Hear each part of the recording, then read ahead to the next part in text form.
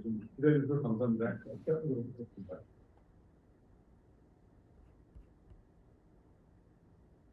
오늘 이 자리는 대한민국 대표회사인 펠의 투자를 유치하기 위한 자리를 마련했었는데 이 휴일에 나온 것을 해주셔서 우선 감사드립니다. 일단 오늘은 저기 맥주들은 있고요.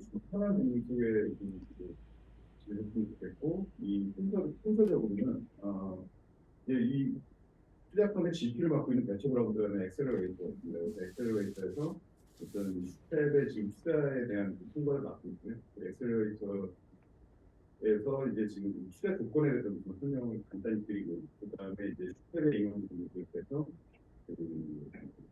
스텝에 어떤 기술력이 있는지에 대해서 상세하게 설명을 드릴 예정입니다.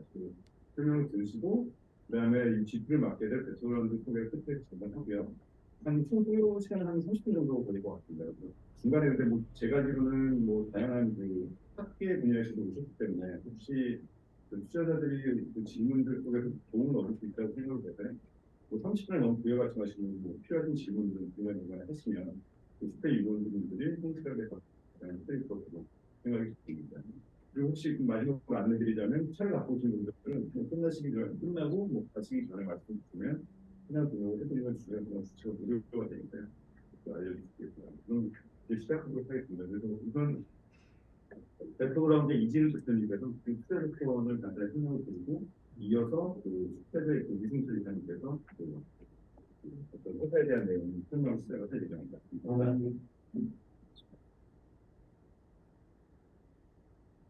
안녕하십니까. 저 네트워크라운드 대표입니다.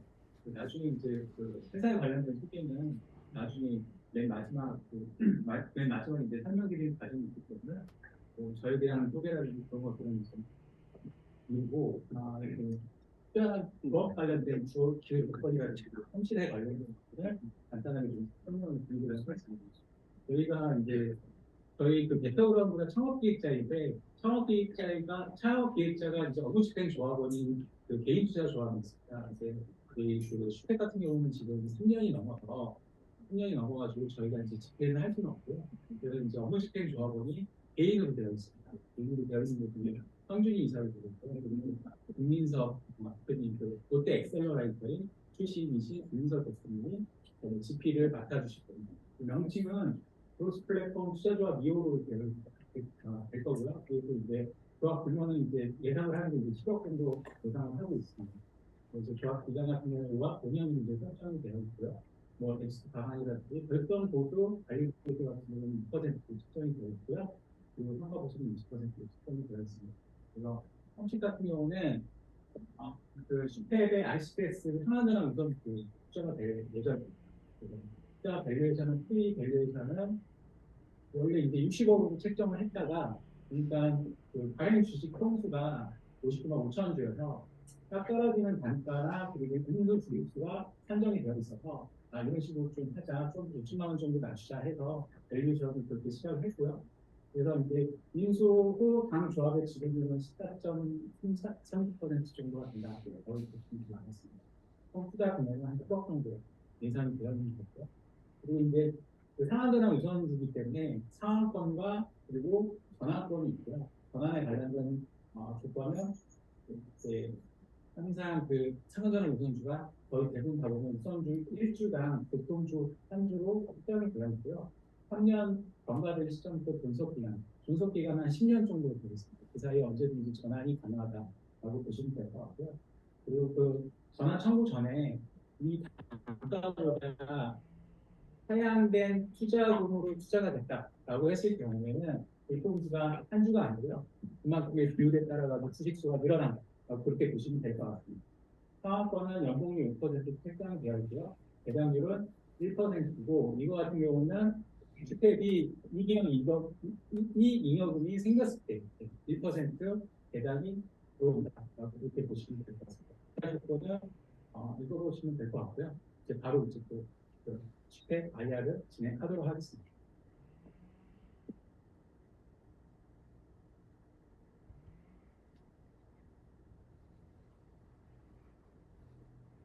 네, 안녕하십니까.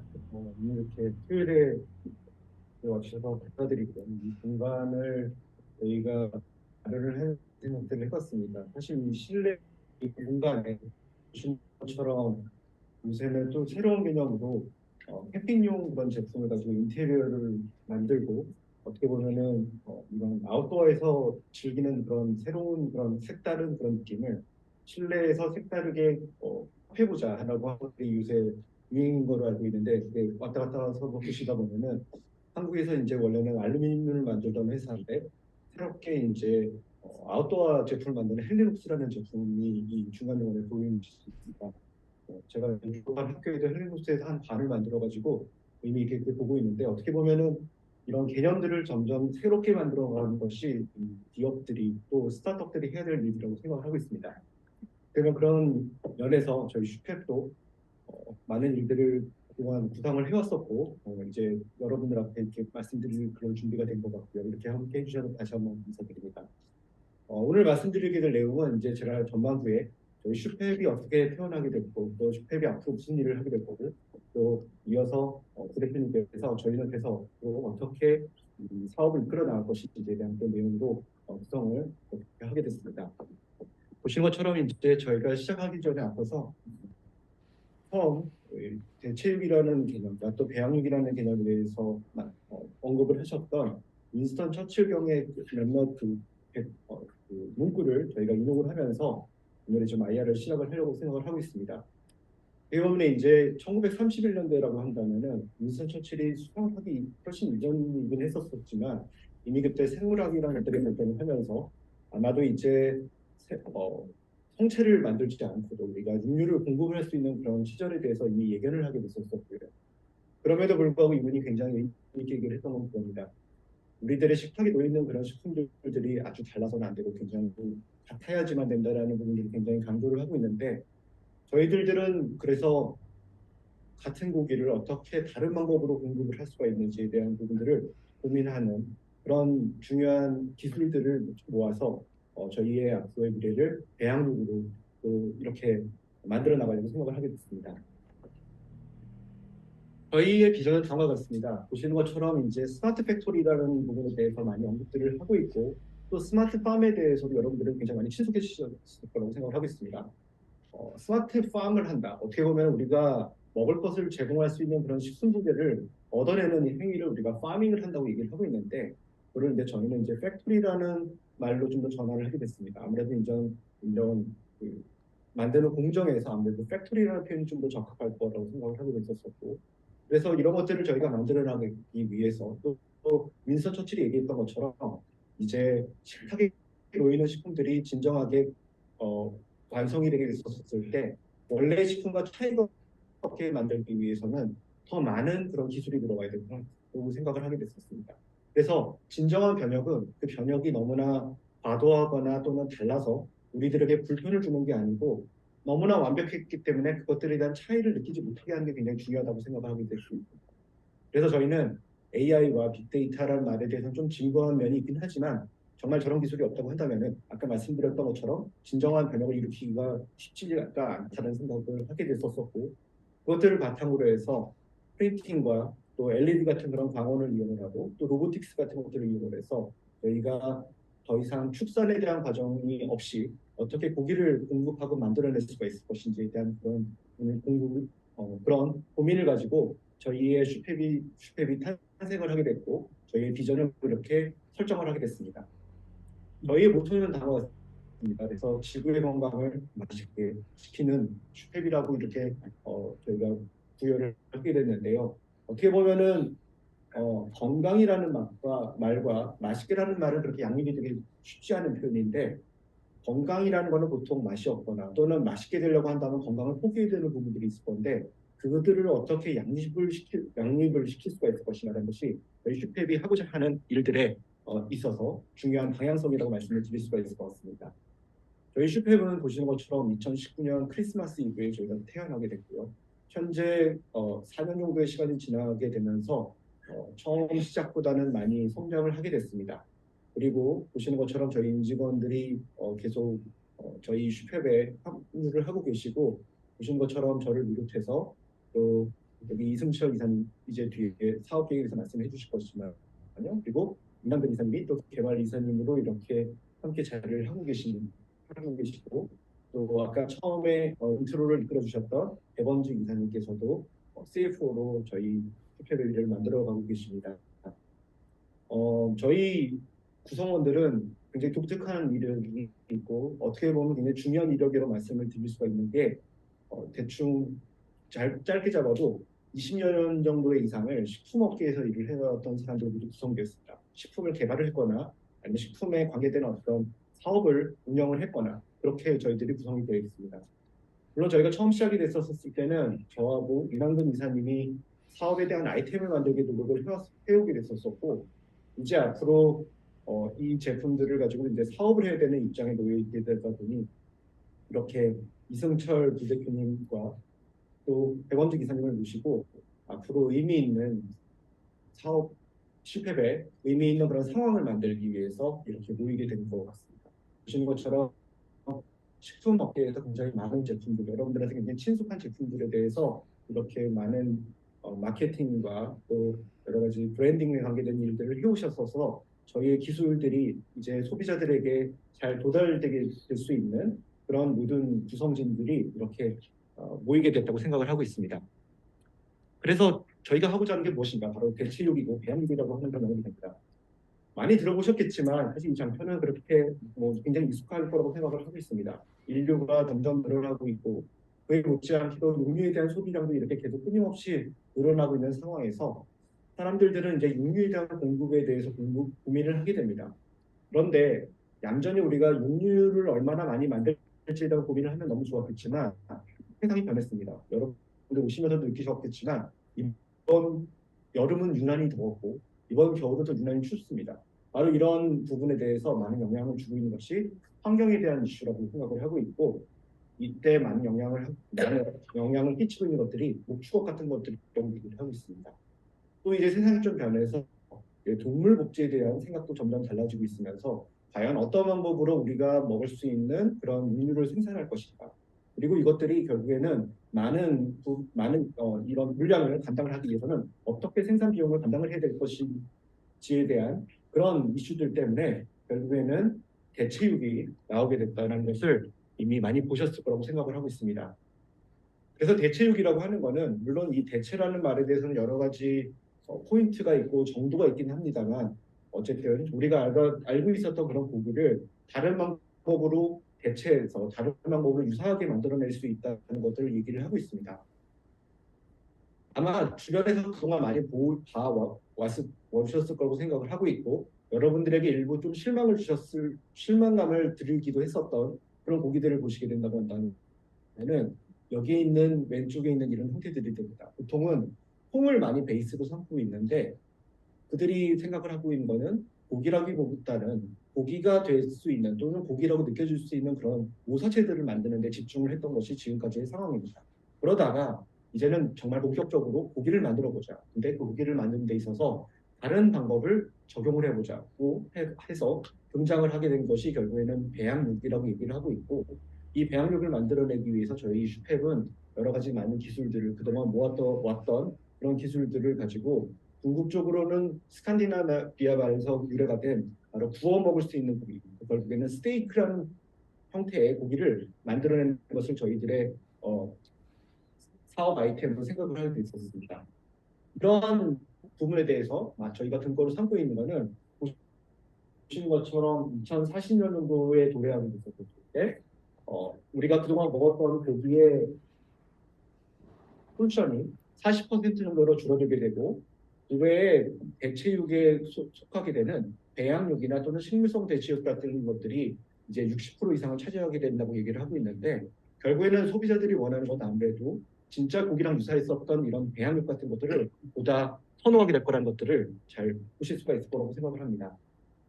아까 말씀드렸던 것처럼 저희가 결국 만들고자 하는 배양육에 도달하기 위해서는 많은 기술들이 필요합니다. 세포도 필요하고 세포들이 커야기 때문에 배양육도 필요하고 어떻게 키우는지도 필요하고 그것들이 자라기 위한 배양육도 필요하고 그래서 세포의 덩어리가 만들어지게 되면 궁극적으로는 그들이 우리가 알고 있는 고기의 질감을 만들어내기 위해서 분화가 되는 과정이 필요한데 그때 굉장히 중요하게 되는 것이 지지체랑 3D 프린팅 같은 것들이 됩니다.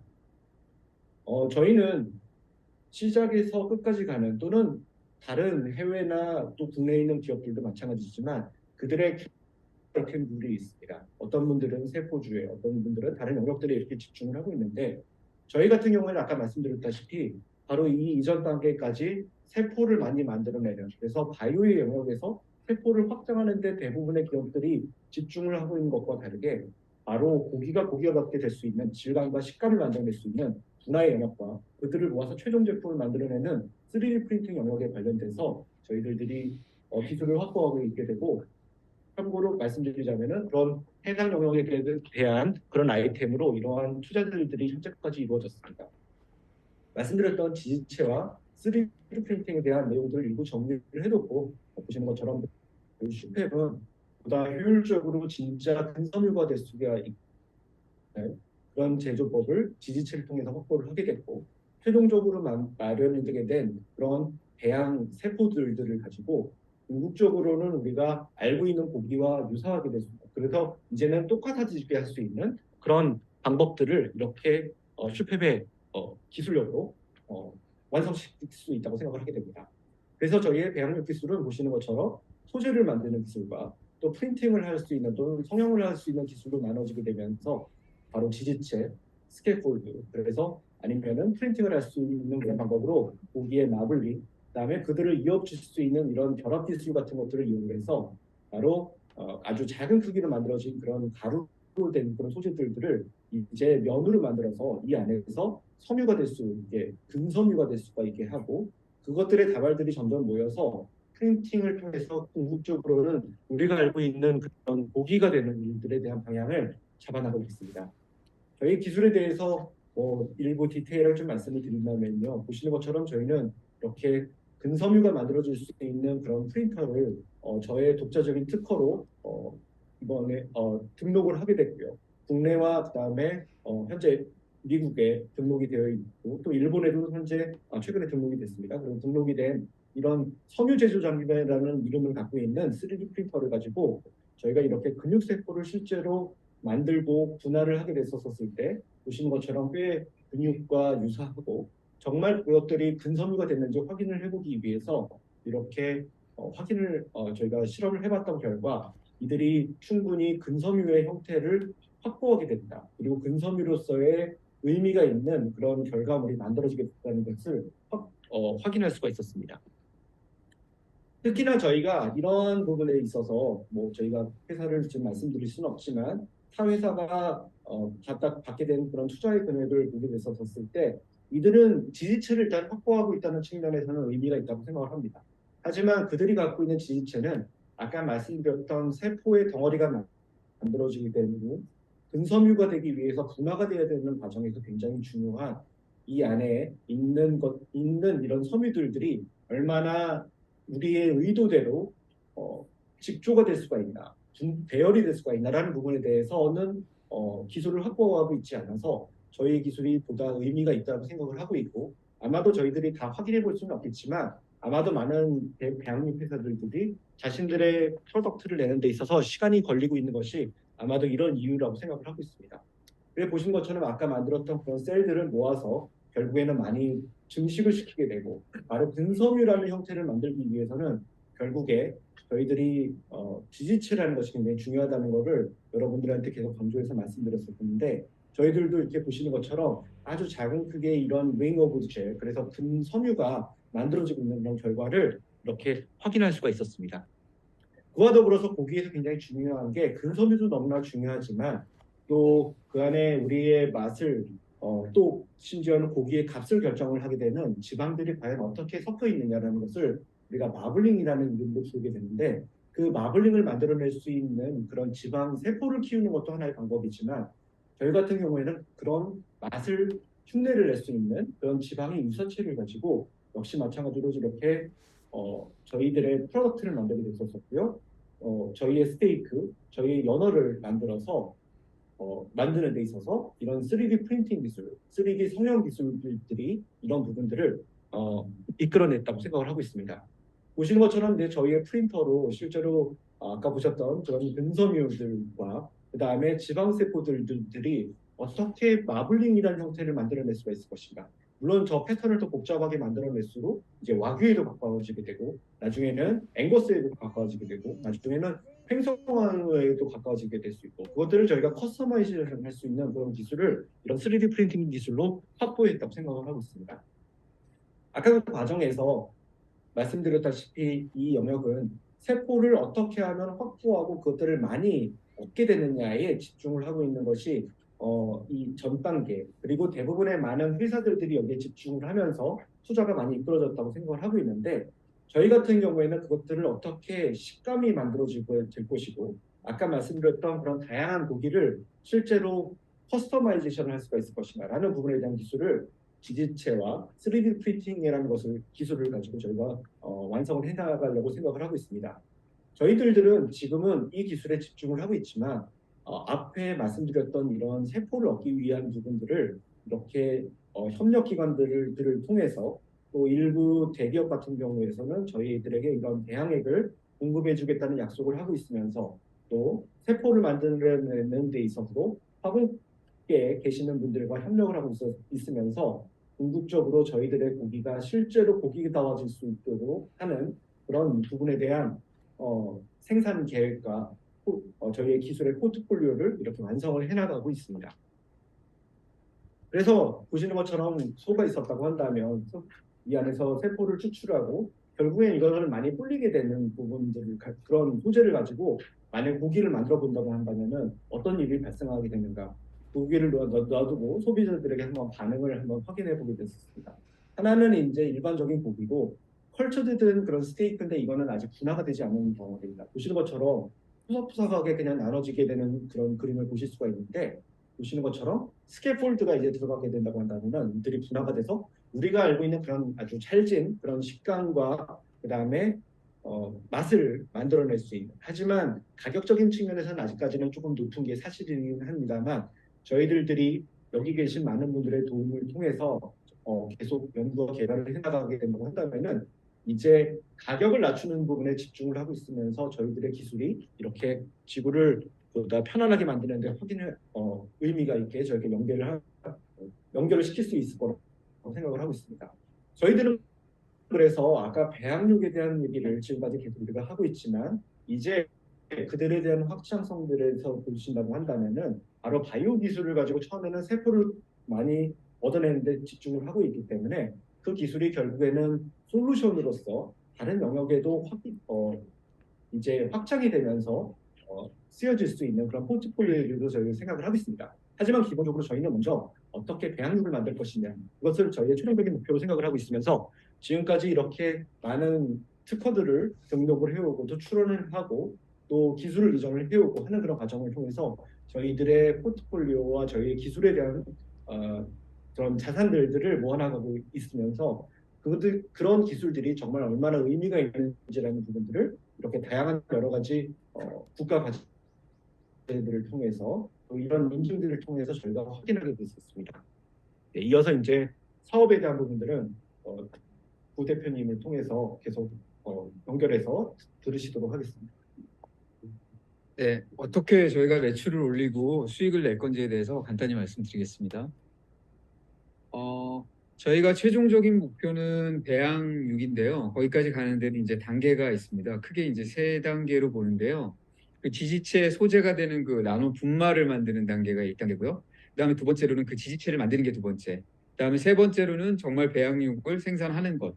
그다음 단계는 이제 배양육 제품군을 확장하고 이제 대량 생산화하는 그런 과정을 이제 계획하고 있고요. 그래서 가장 빠른 시점으로 내년에 저희가 최종적으로 목표를 두고 있는 것은 배양육의 법제화입니다.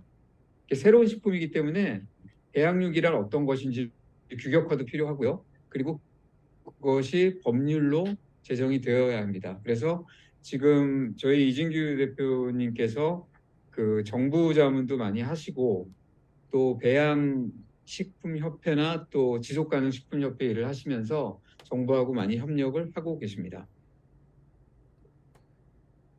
그리고 요것은 이제 분말, 지지체, 배양육 세 가지로 이제 나눈 부분에 대한 사업 고도화 계획인데요. 이제 최종적인 이제 배양육으로 가기 위한 분말 지지체 계획까지 이제 세부적으로 한번 넣어봤습니다. 그리고 제일 중요한 이제 매출 계획인데요. 그래서 매출 개시는 사실 그 내년부터 매출은 개시될 예정이지만 이제 의미 있는 매출은 배양 6이 생산이 되고서부터 의미 있는 매출이 나온다고 보고요. 그래서 2025년에 저희가 배양 6 생산을 계획하고 있고 그때부터 이제 의미 있는 매출 뭐 10억, 20억, 60억 매출을 계획하고 있고요. 영업이익면은 2027년부터는 이제 뭐 작게나마 이제 영업에 대한 이익을 낼 전망이고요. 그리고 2028년부터는 이제 본격적인 이제 수익을 낼 계획입니다. 그래서 이 매출 전망은 사실은 배양 6 제품, 그다음에 뭐 지지체에 대한 작은 매출, 그다음에 미세 분말에 대한 작은 매출, 그 세 가지만 낸 건데요. 또 다른 매출 기회가 스마트 팩토리 솔루션이라는 겁니다. 그래서 아까 보여드린 것처럼 각각의 공정이 여기서부터 여기가 있으면 그 최적화가 되게 중요하거든요. 그래서 그 최적화를 저희가 배양육 생산을 하면서 그 최적화를 이루면 그 처음부터 끝까지 공정에 대한 최적화 모델을 이제 솔루션으로서 저희가 파는 그런 매출 기회가 있는데 그 매출 기회는 지금 저희가 여기에는 반영은 안 했습니다. 그러니까 좀 보수적인 매출 전망이고요. 그런 스마트 팩토리 솔루션의 매출은 배양육이 이제 성장하고 본격적으로 갈 만한 한 2028년부터 저희가 예상을 하고 있습니다. 그리고 이것은 자금 소요 계획인데요. 그래서 향후 한 3년 동안은 한 80억 정도 저희가 예상하고 있고 이제 양산 시설을 위해서는 저희가 한 170억 정도 향후 2년 동안을 생각하고 있습니다. 그래서 투자 제한은 아까 뭐 간단히 텀시트 설명해 주셨는데요. 제가 뭐 지분 단계만 조금 말씀을 드리면 지금 이진규 대표께서 한 70% 정도 가지고 있고요. 그리고 베터그라운드 및 그런 투자조합에서 한 25% 정도 가지고 있고 나머지 이제 소액주주들이 한 5% 정도 가지고 있다. 그렇게 보시면 되고요. 그리고 뭐 향후 뭐 80억, 170억 정도는 시리즈 B, 뭐 C 정도에서 계속 투자를 유치할 계획입니다. 그래서 이거는 뭐 참고 자료로 보여드리는데요. 각각의 이제 회사들이 얼만큼 이제 투자를 받고 어떻게 뛰고 있느냐들인데요. 뭐 다 저희가 말씀드릴 필요는 없을 것 같고요. 다만 이제 어떤 투자자들이 투자를 하고 있느냐를 좀 주목해서 봐주시면 될 것 같고요. 그래서 사실 이게 미래지향적이고 또 지구를 책임지고 인간을 생각하는 기술이기 때문에 여러분들처럼 좀 책임 있는 분들이 첫 번째 투자자로 좀 나서 주시기를 기대하고 있습니다. 이것은 다양한 분야에서 이제 저희를 도와주고 협력하고 있는 분들인데요. 예를 들어 뭐 배양 기술에 있어서 이제 화공과 교수님들 도움을 받고 있고요. 그리고 법률이나 뭐 규제 면에서도 또 도움을 받고 있고, 또 지지체 기술, 또 디지털 설계, 또 3D 프린팅에 대해서도 저희가 도움을 받고 있고요. 그리고 그 진짜 맛있는 고기 설계에 대한 부분, 그러니까 어떤 게 와규고 어떤 게 뭐 횡성한우고 그런 거에 대해서는 이제 그 조리 급식에 대한 전문가인 교수님께 또 저희가 협력을 받고 있습니다. 그리고 그 협력은 이제 이런 양해각서를 쓰고 또 비밀 유지 계약 하에서 지금 이루어지고 있고요. 그래서 그 맛있게 지구를 지키는 슈퍼비 이제 대양육 미래의 새 시대를 여는 바로 목전에 지금 와 있는데요. 거기에 지금 참여해 주시기를 부탁드리겠습니다. 감사합니다. 네. 그래서 저희는 기름도 없고 보다 깨끗하고 안전하고 게다가 이제 저희는 최종적으로 환경을 생각할 수 있는 그런 고기를 어떻게 만들 것인가. 근데 그 고기는 똑같아야 된다는 말씀을 계속 드리고 있었습니다. 같은 고기지만 저희는 조금 다른 방법으로 그것들을 구성하려고 하는데 구현하려고 하는데 그게 바로 이 배양육이다. 네, 그게 저희들이 최종적인 그런 내용이 되겠습니다. 그럼 여기까지 저희 자료 말씀드리고요. 이어서 GP 소개를 좀 드리도록 하겠습니다.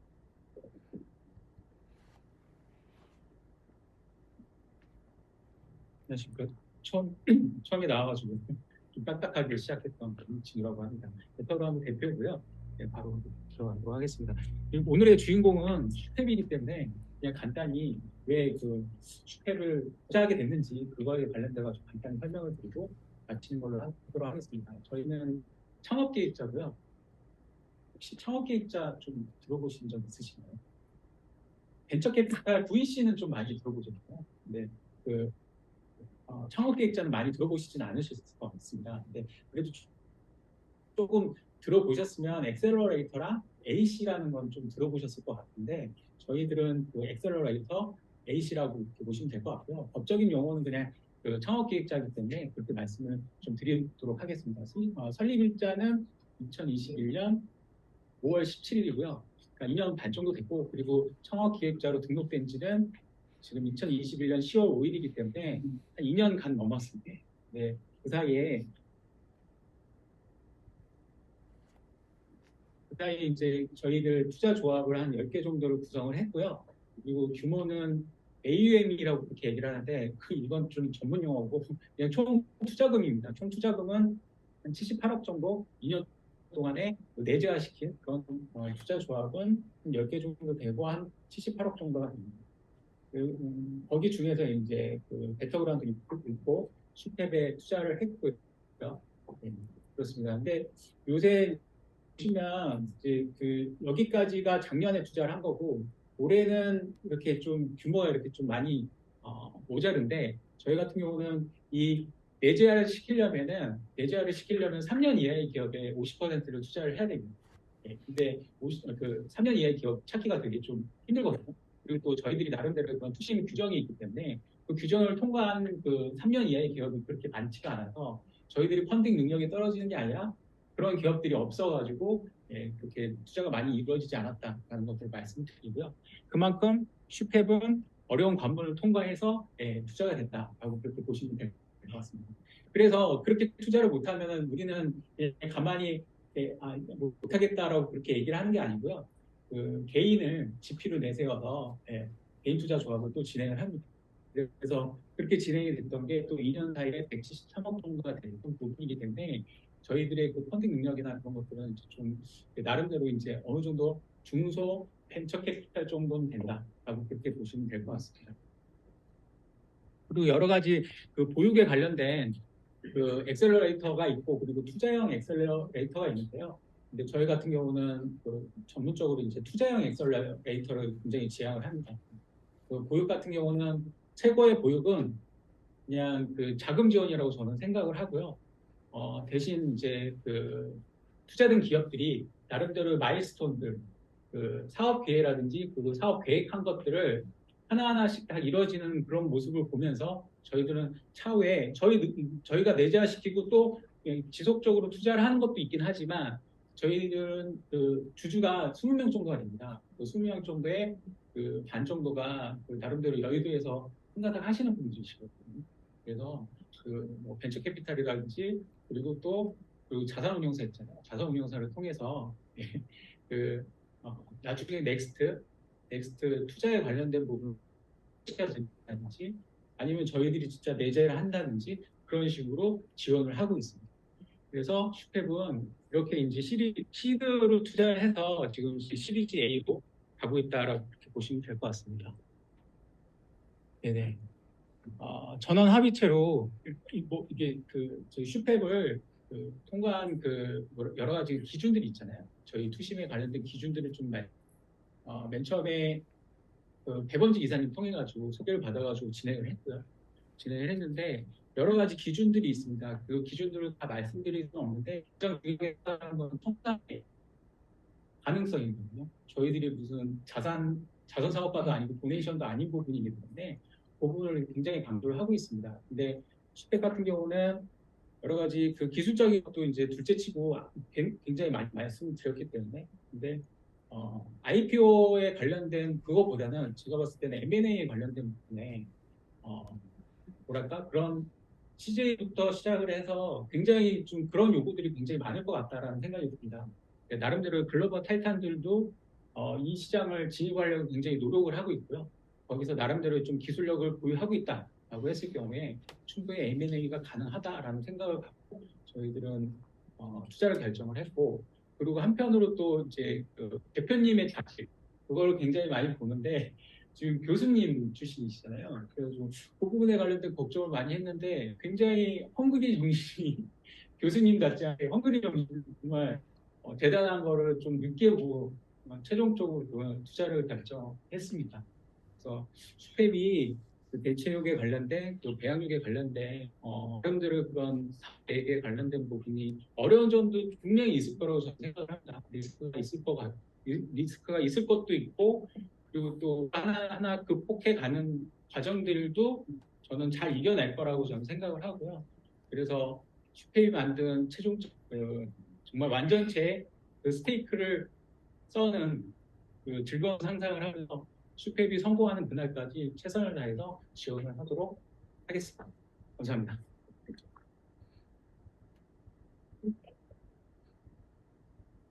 뭐 질문 있으시면 뭐 질문 드리겠습니다. 그 교수님이 하신 거 10페이지에 그 밸류체인 비슷하게 해놓으신 게 있는데 이게 얼마나 서로 각 스테이지가 딥한 플레이어들이 있나요? 굉장히 이제 아직까지 뭐 보면은 법제화 얘기를 하시고 뭐 이러면은 어떤 레귤레이션이나 아니면은 어떤 리거 문제는 없으신지 네. 사실 이제 이것도 있고 10페이지 쪽도 나중에는 한번 봐주시면 좋을 것 같고. 네. 뭐 이거는 지금 슈팹에 관한 부분인데 네. 보시게 되면은 양산을 할 수 있는 포텐셜이 있는 데들은 없고요. 지금 스테이지니까 하시겠지만 저게 이제 지금 24년, 28년 프라피트빌 굉장히 오그레시브하게 보셨는데 그 베이스를 잘 앞에 말씀하신 레귤레이션이라든지 이런 얘기도 나오시는데 그거를 프라피트빌티를 이렇게 갖고 간다 그러면 그 비슷한 컴프로블한 회사들 같은 경우에 그렇게 빨리 잡지만 그 프라피트빌티를 갈 수 있는 건지. 제가 볼 네. 레귤레이션이 제일 큰 이슈고요. 그래서 네. 전 세계적으로 지금 배양육을 허가를 한 나라가 이제 제일 처음 한 나라 싱가포르이고요. 두 번째로 한 나라가 미국입니다. 그리고 네. 치킨에 대해서만 지금 했고요. 네. 그리고 소고기, 돼지고기는 레지스트레이션 준 나라가 아직 한 나라도 없고요. 네. 그렇지만 싱가포르이 30-30이라고 해서 2030년까지 자급률을 30% 가겠다라는 목표를 가지고 이런 쪽으로 되게 어그레시브하게 지금 가고 있거든요. 그렇기 때문에 유럽에 있는 업체들, 미국에 있는 업체들이 싱가포르에서 지금 레지스트레이션을 받아서 그래서 이제 자기네 나라로 수입하면서 레지스트레이션 자기네 나라 받고 그런 전략을 지금 다 하고 있거든요. 국내에서 유통하는데 현재 전혀 문제가 없는 거예요. 거기서 나온 걸. 아니죠. 그러니까 싱가포르에서 레지스트레이션 받으면 네. 이제 그 자료들을 가지고 저희도 예를 들어 뭐 수입을 하든지 뭐 그런 과정을 거치면서 PFD에서 이제 레지스트레이션을 하는 거죠. 레지스트레이션이 받아주고 유통이 가능하다는 얘기세요 지금. 한국에서 받은. 근데 아직 한국에서는 법제화가 안 돼 안 돼 있고요. 있는 거죠. 네네네. 싱가포르조차도 아직 안 되고 있고요. 네. 그렇지만 거의 모든 미국, 유럽, 뭐 한국 다 할 것 없이 싱가포르에서 일단 받고 그런 자료들을 가지고 자국의 이제 규제 당국에서 이제 법제화를 하려고 그 전략을 가지고 네, 그 법제와 관계돼 가지고 제가 사실은 지금 식약처랑 부딪히고 있는 한 명의 그런 저희 협회에서의 군사 같은 역할을 하고 있습니다. 학술적인 분야에서 하고 있고요. 제가 이제 아까 보셨던 그 홍태 교수님과 지금 학술적인 분야에서 어느 정도 회사를 같이 하고 있지만 그분에서 지금 부딪히고 있는데 사실 이제 배양육 관련돼 가지고 처음 이 규제에 대해서 가이드라인이 만들어지고 있었을 때 그 가이드라인의 안을 만들어 달라는 그런 과제를 저희가 지금 진행을 했습니다. 그때 이제 저희가 많이 참고했던 자료는 아까 부대표님께서 말씀하셨지만 최근까지도 이제 프랑스랑 싱가포르에 계속 체류하다가 오셨는데요. 모든 그런 규제에 대한 시작은 일단 현재 싱가포르에서 돌아가고 있는 거를 저희가 다 그 기본 안으로 생각을 하고 있으면서 저희들은 이미 있는 그런 양산이 되기 위한 시간이나 여러 가지 그런 안들을 제시를 했는데 현재 그 부분들에 부딪히고 있으면서 최근에 저희한테 좀 돌아오게 됐고 좀 실망스러운 부분이 하나 있었다고 한다면 그들은 대외비라고 하지만 기간에 대해서 굉장히 좀 너무나 과다한 기간을 저희한테 부여하고 있으면서 인증에 대한 부분에 대해서 여러 가지 좀 발목을 잡는 좀 스탠스를 좀 바꿔놨어요.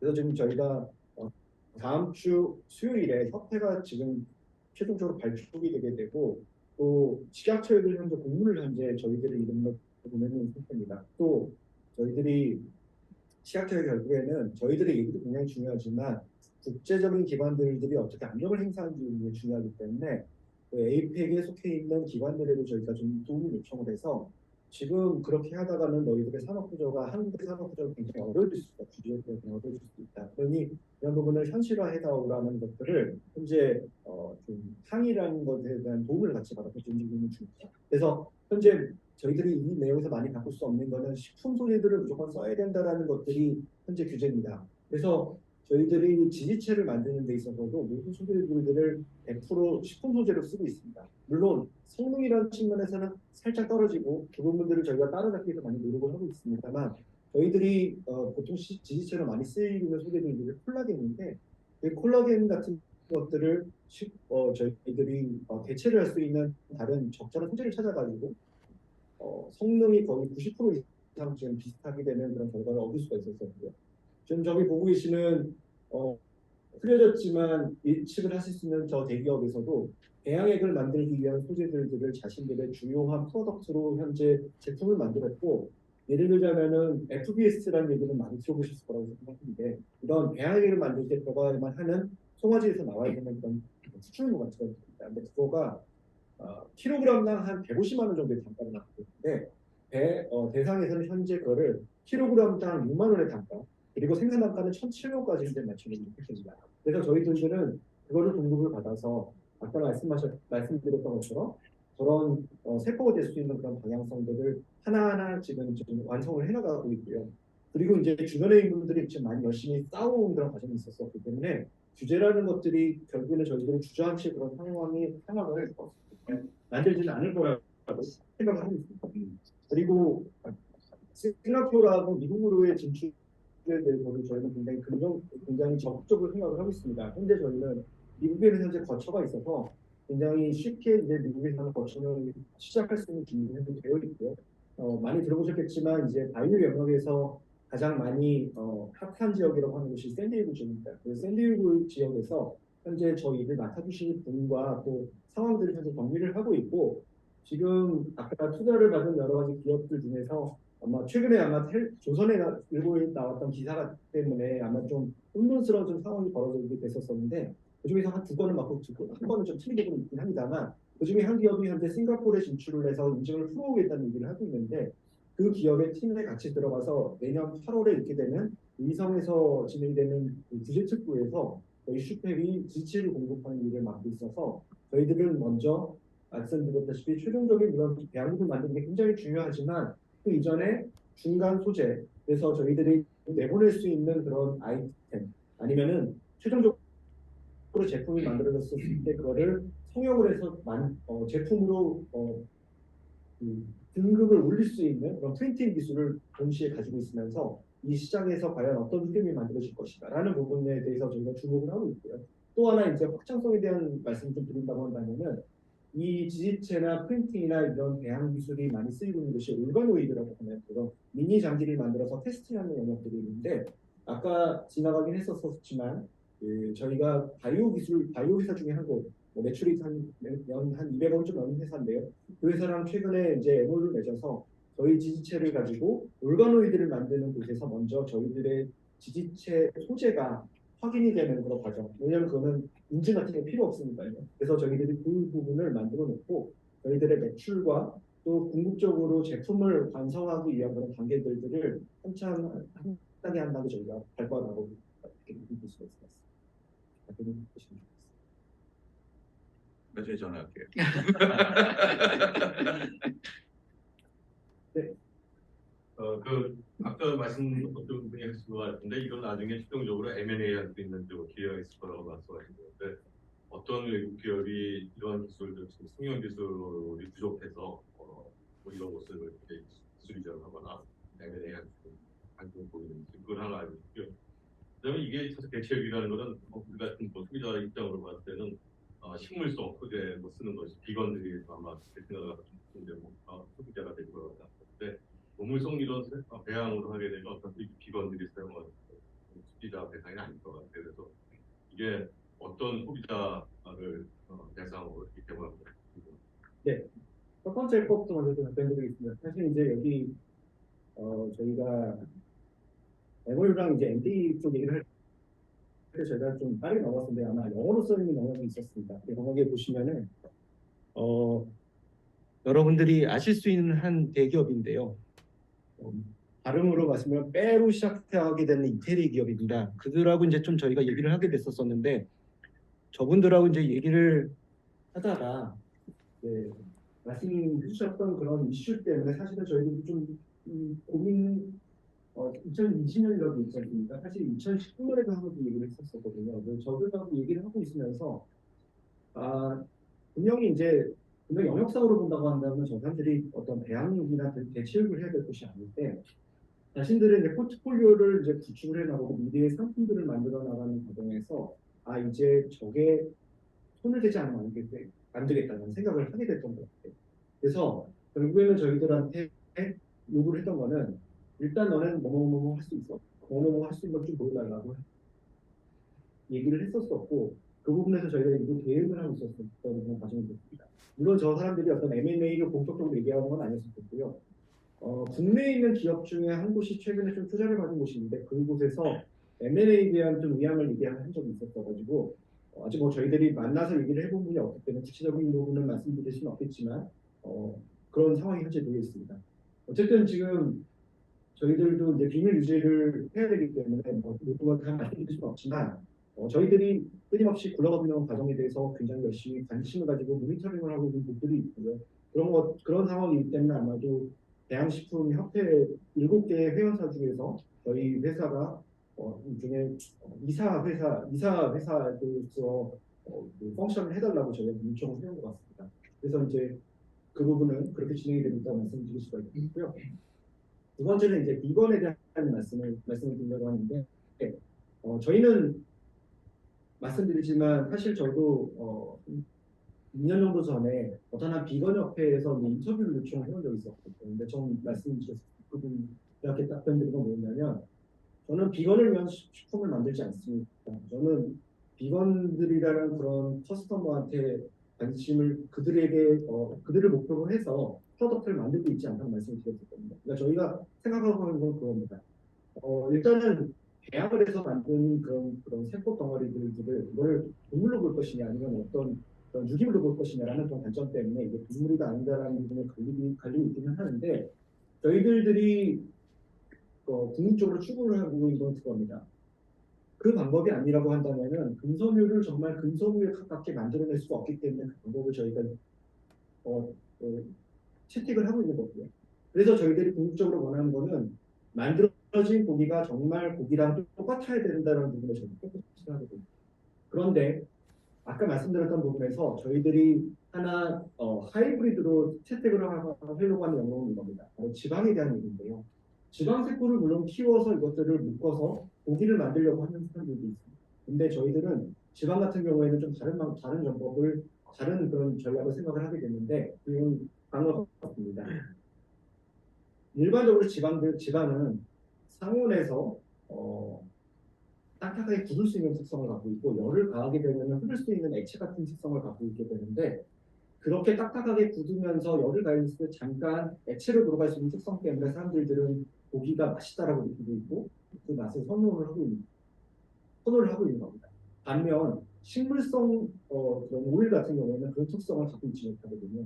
그래서 저희들이 선택을 한 건 뭐냐면 식물성 오일을 선택을 하되 그 식물성 오일들을 마치 동물성 지방처럼 동작을 할 수 있는 바깥에 캡슐을 쌓는 그런 일들을 하고 있습니다.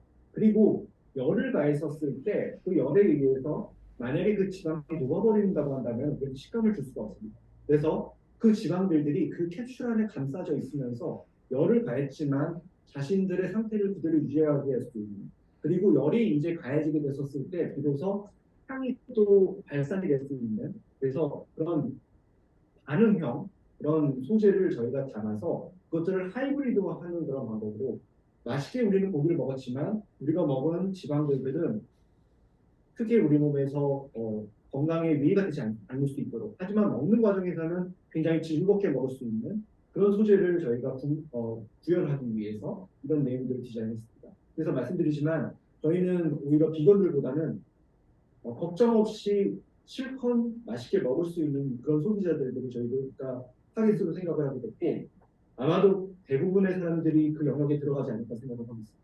이렇게 답변드립니다. 네. 요즘에 그 온브라 프로세스라고 하는 말들이 많이 들어오잖아요. 네. 예를 들면 이제 앞에 전 단계를 거쳐가지고 3D 프린터한 테크놀로지를 통해서 나오는 것이 네. 진짜 로봇을 통해서 나오는 것이 있어서 어떤 향에 대한 부분이 많이 있어서 예를 들면 어떤 뉴트리션 개념이나 네. 미식식 개념이나 어떤 셀프 개념에서 또 문제가 있을 수 있는 그런 허들이 있지는 않을까 좀 생각이 드는데요. 네.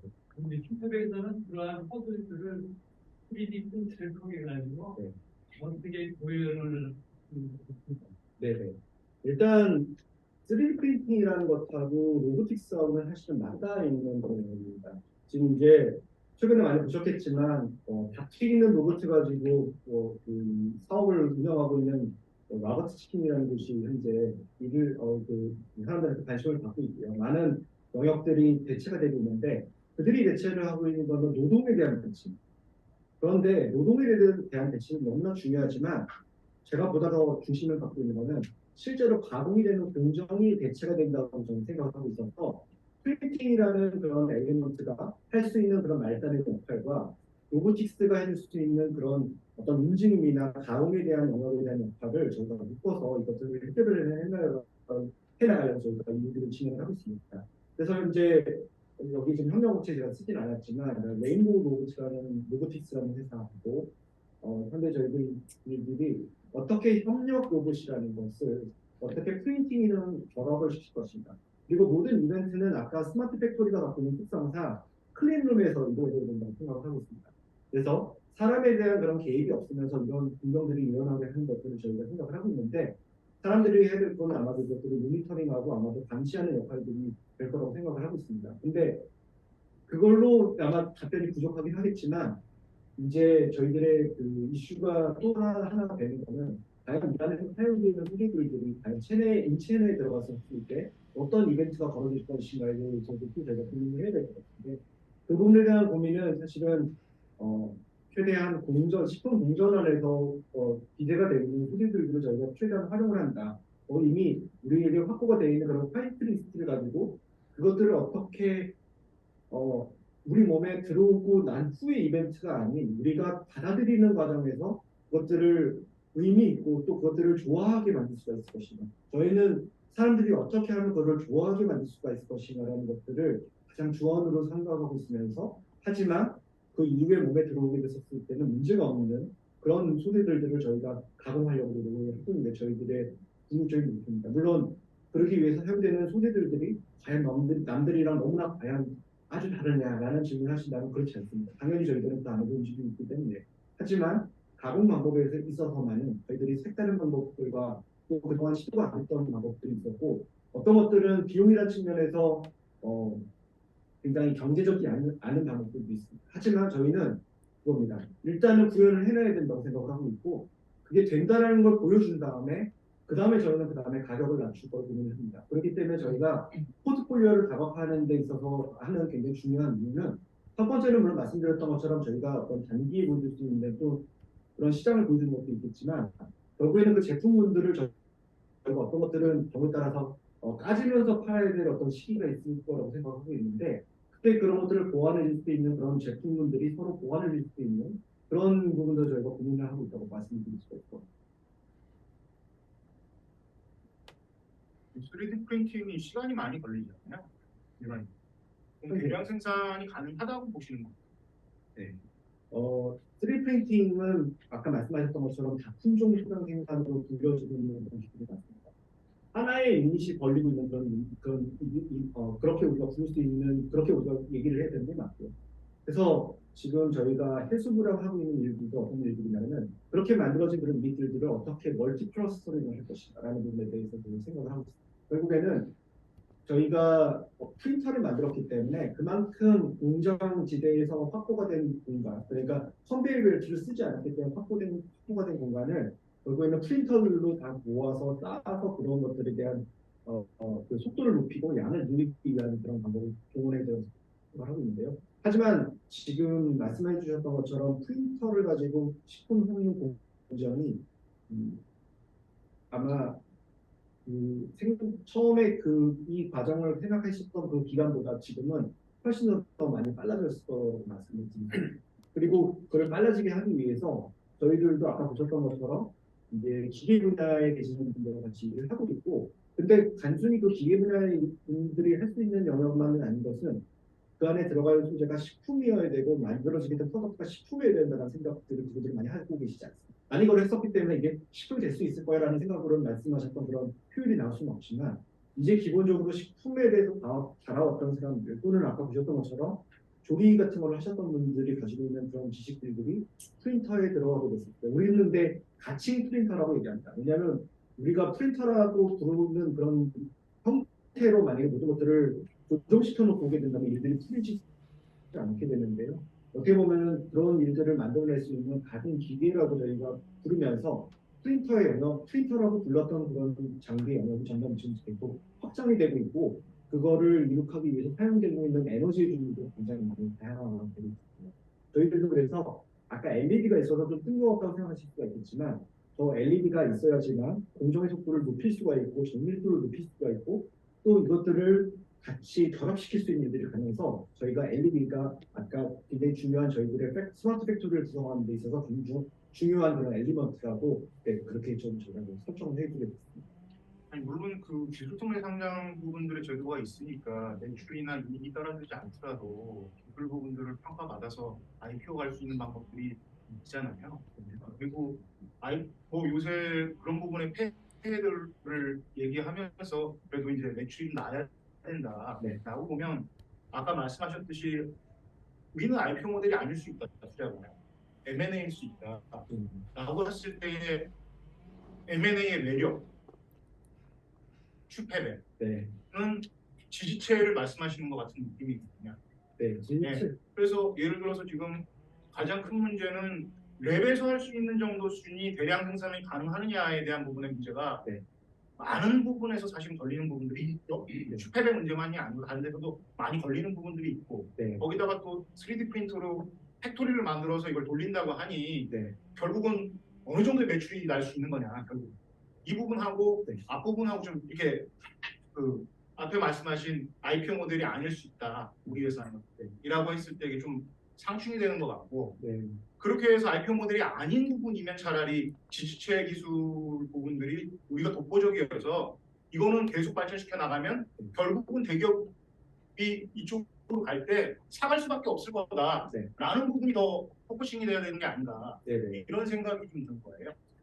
맞습니다. 어떻게 보면 저희들이 이렇게 많은 분들이 모시고 하는 아이디어는 처음이라고 이런 걸 구성하는 분들이 있어서 아마 전달력이 좀 떨어졌던 것 같긴 합니다만 말씀하셨던 것처럼 각각의 기술들의 연계성은 있지만 만약에 저희들의 상황에 따라서는 이런 것들을 나누어서 세그멘테이션을 시켜서 어떤 것들은 어느 곳에 어떻게 붙일 것인가 또는 이것들을 말씀하셨던 것처럼 그 다음 형태를 생각하는 데 있어서도 아이템을 모두 다 같이 끌고 가는 게 아니고 만약에 지체가 그런 역할을 하고 있다고 하면 그 지체는 어떻게 보면 저희들의 덩치의 파트를 나눠서 그쪽으로 붙일 수 있도록 하는 부분에 대해서 저희들이 운동적으로 당연히 생각을 하고 있습니다.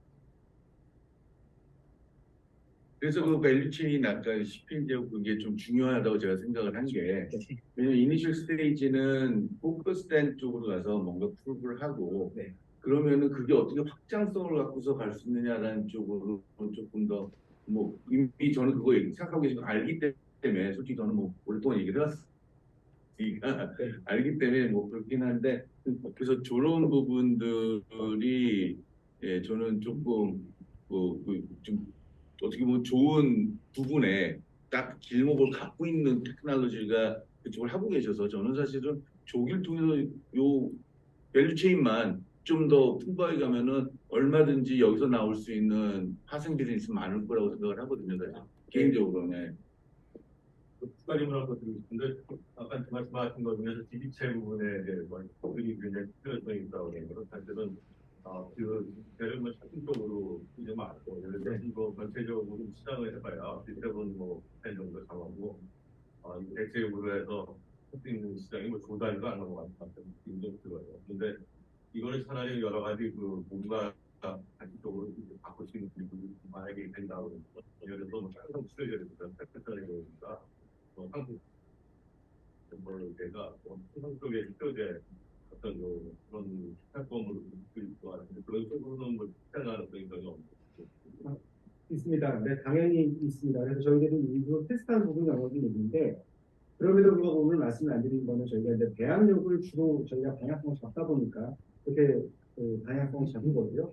아까 말씀드렸던 그런 상상복 치료제나 아니면 아예 중간 과정에서 저희들이 보여드렸던 데이터 중에서 저희가 좀 피부를 같이 길러내는 얘기를 하고 있습니다. 왜냐하면 배양육을 하시는 분들은 대부분 많이 얘기를 하고 있는 것들이 근세포나 아니면 지방세포를 어떻게 키울 것인지 얘기를 하고 있는데 피부세포에 대해서 얘기를 하시는 분들은 생각보다 많지 않습니다. 근데 저희가 피부세포를 가지고 일을 하게 됐었을 때 이 피부를 선택하게 된 이유는 상대적으로 저것들이 갖고 있는 차원력이나 센트럴 디멘션이 돼가지고 먼저 저희들이 시작을 하게 됐었고요. 기간도 짧고요.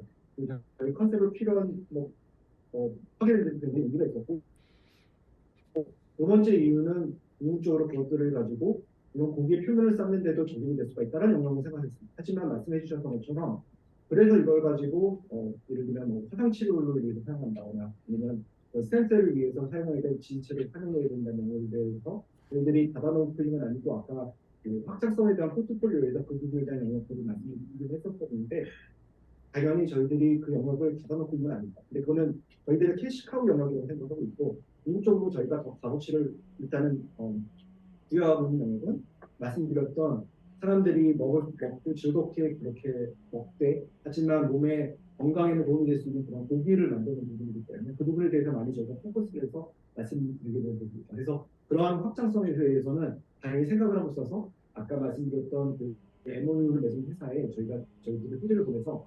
올바노이드를 만든다거나 아니면은 스탠트를 하는 그런 것들에서 활용이 될 수 있도록 하는 그런 부분들을 지금 같이 문제를 하고 있습니다.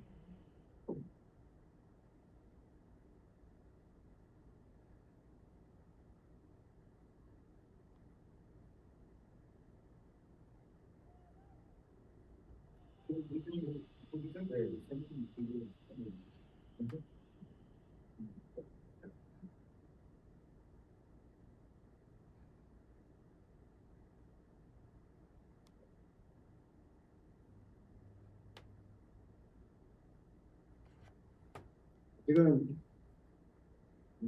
아주 좀 부끄러운 레벨이긴 합니다만 저희들이 이쪽에서 갖고 있고 그렇게 너무 드셔보시고 싶긴 할 수 없긴 한데요.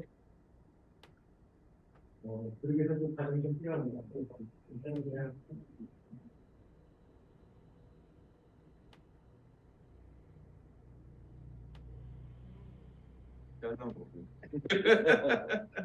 아직 살아있잖아요.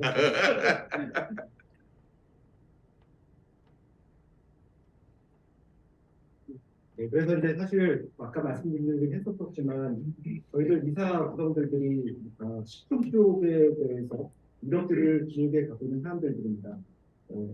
이현 이사님 저를 비롯해서 여기 이승철 이사님하고 배원님 이사님 마찬가지고 또 저기 뒤에 지금 수가 그렇게 많지 않아서 좀 걱정이 되긴 하는데 맥주 같은 경우에는 배원님 이사님께서 실제로 브랜딩하시고 지금 현재 운영을 하고 계시는 그거에서 생산되는 그런 맥주가 되고 그래서 저희들이 프로덕트를 만들기 위한 그런 기술을 모으는 부분 그 영역과 나중에 그것들이 프로덕트화가 되고 나중에 그것들이 어떻게 소비자들 또는 저희들이 생각하는 어떤 구매를 원하고자 하는 분들에게 어떻게 전달이 되게 할 것인가라는 부분에 대해서 저희 팀이 굉장히 탄탄하게 저는 구성이 되어 있다고 생각을 하고 있습니다.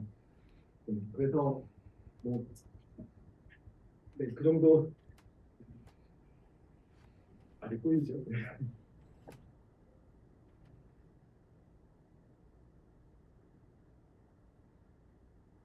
추가적으로 보시면 이 정도에서 아래 하나만 더. 네. 엑셀러레이터 분 있으시잖아요. 네. 예. 네. 대표님이 생각하실 때 그 IPO 부분하고 M&A 부분하고 M&A도 생각하신다고 아까 설명하실 때 말씀하셨거든요. 그럼 그 부분이 아까 말씀하셨던 저기 지지체 부분들 그 기술을 팔 수 있다고 결국은 팔 수 있을 거다라고 결국은 판단했기 때문에 투심을 통과한 건가요? 네네. 그러니까 그걸 통해 가지고 그러니까 대기업들이 뭔가 이렇게 하나 여러 가지 이제 배양육이라든지 그 전에 과정들이 있어요. 밸류체인에서 봤는데 그 과정들에서는 나름대로 그래도 입지가 있는 부분이 있긴 하지만 시체나 이런 것들 좀 조사를 해봤을 때 이런 것들에 대한 부족한 부분들이 굉장히 많다라고 생각을 했고 나름대로 기술력이 있다라고 판단을 했기 때문에 그렇다면 이게 있어야 나중에 이제 최종적으로 완성된 스테이크가 만들어지는 거거든요. 그래서 분명히 찾을 거다라는 판단하에 투심이 통과될 거다라고 보시고요. 투심에서 가장 큰 역할을 한 부분인가요? 네네 그렇습니다.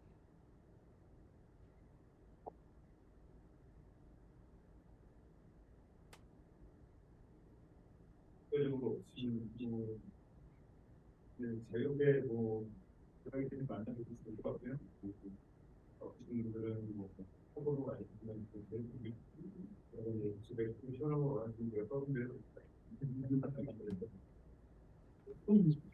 이걸 또 이렇게 이걸 하실 수 있을 것 같아요. 네. 네.